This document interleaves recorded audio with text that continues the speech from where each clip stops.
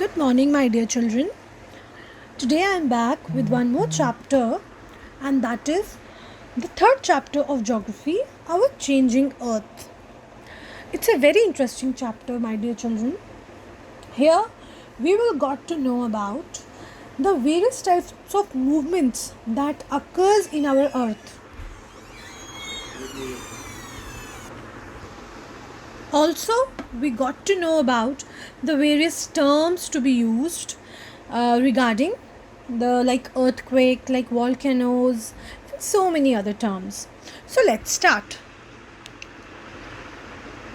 So first of all, you just have a look over on this diagram. It talks about the movement of the earth. Two types of movements can take place on the earth. One can be endogenic forces and another can be exogenic forces. Now, endo word arrives, it signifies, endo means inside and genic means origin. This means origin inside the earth. So, we got to know that endogenic means the movements that takes place inside the earth.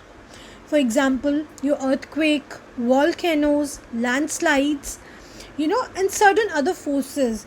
And dystrophic forces means these forces come from the, direct pressure from the solid crust of the earth. So, second is exogenic forces. Exo means outside and genic means origin.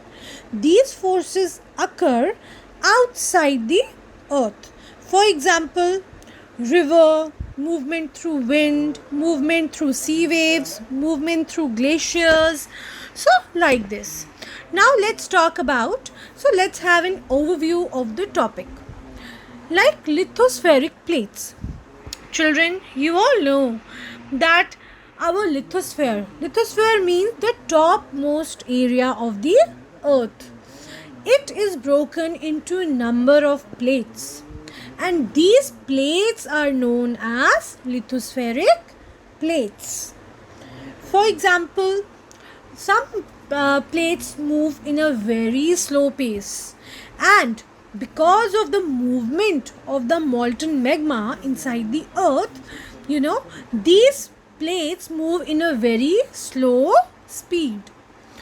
Now, there is always a direction for the molten magma to move, and that direction is in the circular manner. For example, when the molten magma bursts and it moves in the circular manner. The movement of these plates causes changes on the surface of the earth.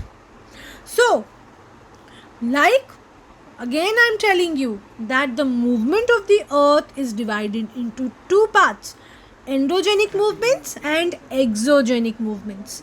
Endogenic means movement inside the earth. Exogenic means movement outside the earth. Here again I have given a special slide for the forces endogenic and exogenic. Endogenic, like earthquakes, volcanoes, and these basically cause huge destruction over the surface of the earth. There are certain examples, certain case studies that will elaborate and signify that how much destruction these forces have actually caused on the surface of the earth. Similarly, exogenic forces also, like floods, winds, cyclones, they cause so much of destruction on the surface of the earth. Tsunamis, Components of environment. So here I will talk about components of environment, and the first one is volcano. What is a volcano? A volcano is basically a vent in the earth's crust through which molten material erupts suddenly. What is a vent? Vent means opening. You all must have seen volcanoes in the pictures. You all must have made volcanoes through your in the form of your project, so you must have a clear idea about the shape of a volcano. On the top of it, you can see that it is open from the top, from where the molten magma comes outside. So that is a volcano. So here the picture also reflects the total process of a volcano. You can see on the top the gases and ashes are emerging, and the base portion is the mantle. Over it is crust, and this red portion is the magma chamber where the whole magma gets collected. So next is earthquake. What is earthquake? When and how it is caused? So when the lithospheric plates move, the surface of the earth vibrates. So our movement of the lithospheric plates actually demonstrates the movement of the earth. So when these plates move, the surface of the earth vibrates and they travel all around the earth.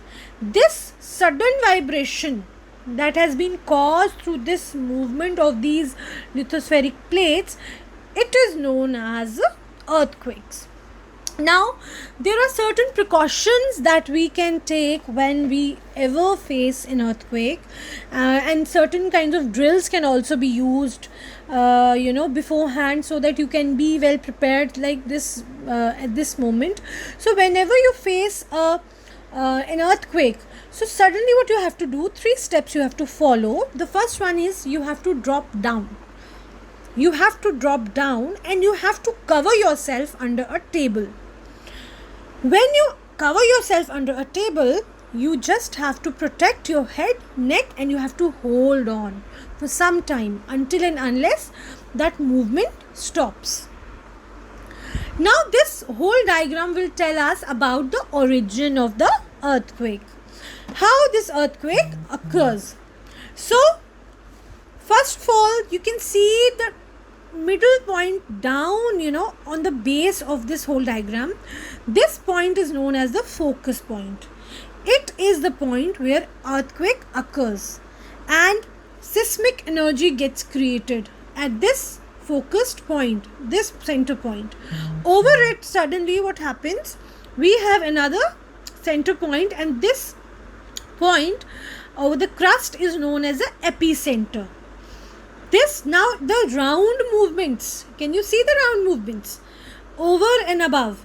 These round movements are the waves and seismic waves. They are radiating out in all the directions and they are responsible for the earthquake. Clear? This is a case study of Bhuj, Gujarat's earthquake. Now what happened in Gujarat in the year 2001? A very deadly earthquake took place on January 26, 2001, and it caused around 19 to 20,000 people died in that earthquake, and around 1,66,000 people got injured. So it was such a drastic mishappening over there that today also people are not able to forget that.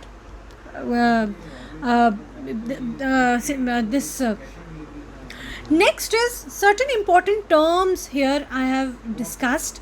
The first one is focus. What is focus? Now, like in the diagram you saw, on the crust, the center point where the movement gets started, it is called as the focus. And epicenter, like you saw in the diagram, the basic central point where the seismic waves travels, that is known as the epicenter. That is the point from where the movement gets started, the primary point. And the greatest damage is usually closest to the epicenter, and the strength of the earthquake decreases away from the center. So the maximum movement is near the epicenter, and the more far it is from the epicenter, the movement of the earthquake lessens. So this is all from today's part. Next part I'll be taking in the next lecture. So stay tuned.